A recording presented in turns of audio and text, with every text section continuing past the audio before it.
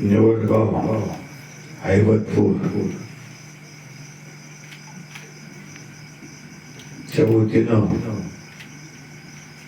जो सत्काराचा कार्यक्रम ठेवला आणि शाखेचं उद्घाटन या कार्यक्रमाला ज्यांनी मार्गदर्शन केलं असे आपल्या गंगापूर वैजापूर विधानसभेचे संता काल वाढदिवस झाला आणि आपण वायगावला वाढदिवसाच्या त्यांना शुभेच्छा दिल्या, सत्कार केला असे प्राचार्य बोरणारे सर आणि बोरणारे सरना ज्यांचे ज्यांचे नाव घेतले ते सर्व मान्यवर, कारण उशीर फार झालेला आहे, सर्व नेवळगाव हैबतपूर परिसरातील सर्व ग्रामस्थ उपस्थित बंधूंनो, सर्वप्रथम मी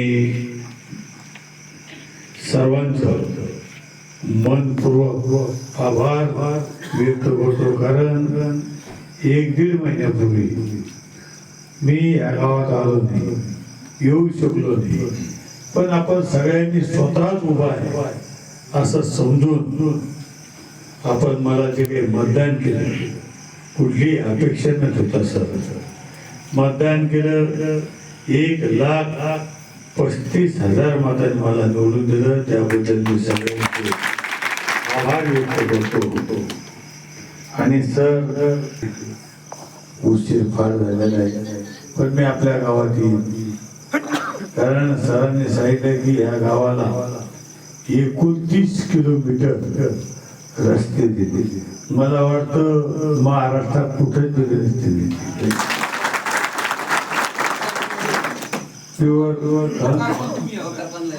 तुम्ही मला कधी बोलता मी येत नाही, फक्त मला थोडाफार अधिवेशन वगैरे हे होतो.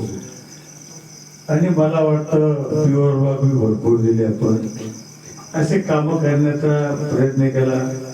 सरांनी सांगितलं हे खातं असं होतं, रोजगार हमी 8 द्या तुम्ही 8 द्यात आम्ही, पण सर हे खातं असं झालं, रोजगार हमी सगळं तुम्हीच आता काय आता काहीच नाही काय, कारण हे खातं डीबीटी सर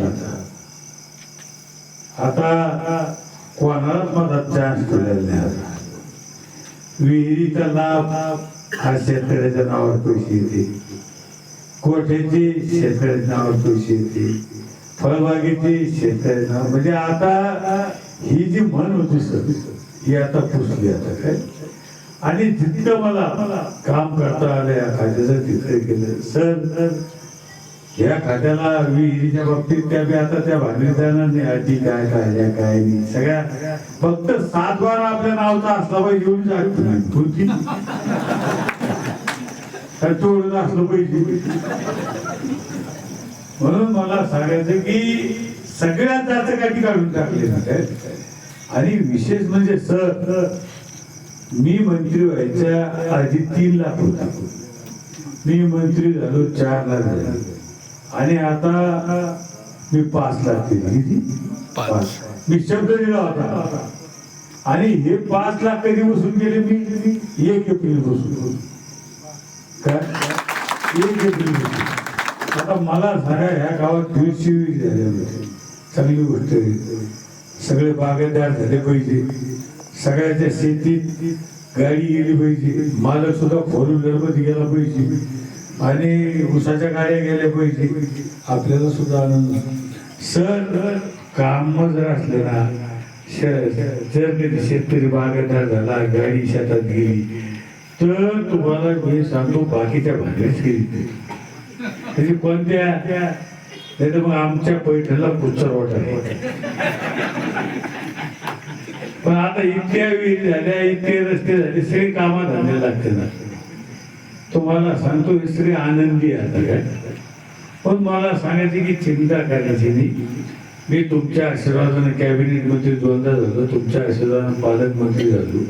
पालकमंत्री म्हणून कसं काम करता येईल ते काम करण्याचा मी प्रयत्न केला. या खात्याला न्याय देण्याचा प्रयत्न केला. रस्ता सर 29 रस्ते आपण घेतले. फक्त माझी विनंती, रस्ता करीत असताना थोडा चांगला तर होईना, चांगला करा, पण थोड्याफार जमिनी द्या. फूट 2 फूट जमिनी द्या. हे तुमच्या जमिनीला किंमत येणार आहे. अहो मला सांगा, जर शेतीला रस्ता असेल तर तुमच्या जमिनीला किंमत आहे. तुमच्याकडे 100 एकर जमीन जायला रस्ता नाही, काय करता त्या जमिनीला?